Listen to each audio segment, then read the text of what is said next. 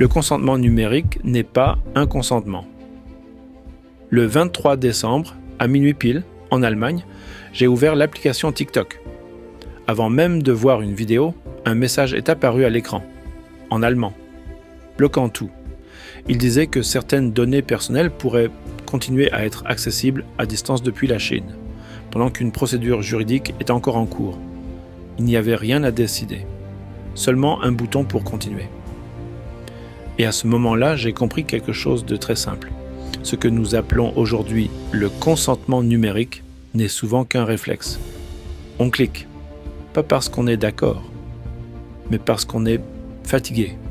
Fatigué des fenêtres, fatigué des formulations vagues, fatigué de devoir choisir entre accepter ou être exclu. Dans le monde numérique, refuser a un coût. Les fonctions disparaissent. L'accès devient limité. La participation sociale se réduit. Alors les gens n'acceptent plus. Ils s'adaptent. Et cela n'a rien à voir avec la liberté. En France, nous parlons souvent de droits fondamentaux, de protection des citoyens, de souveraineté numérique. Mais un droit qui ne fonctionne que si l'on quitte la plateforme, ce n'est pas un vrai droit. C'est une illusion juridique, car les données personnelles ne sont pas abstraites.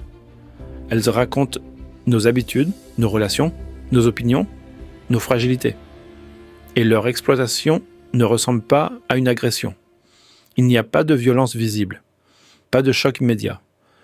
Les effets sont lents, psychologiques, cumulatifs.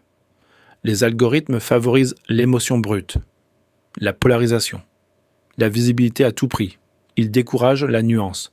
Ils transforment l'attention en monnaie et la colère en carburant. Ce n'est pas un accident, c'est un modèle économique. Dans la Rome antique, on construisait des amphithéâtres pour distraire la foule pendant que le pouvoir observait. Aujourd'hui, l'arène est numérique, globale, permanente. La technologie a changé. La logique, non. Et le véritable danger n'est pas l'indignation. Le véritable danger, c'est la résignation. Car le jour où plus personne ne pose de questions, le système n'a plus besoin de se justifier. Le consentement numérique n'est pas un consentement tant que cliquer sur « Accepter » reste l'option la plus simple.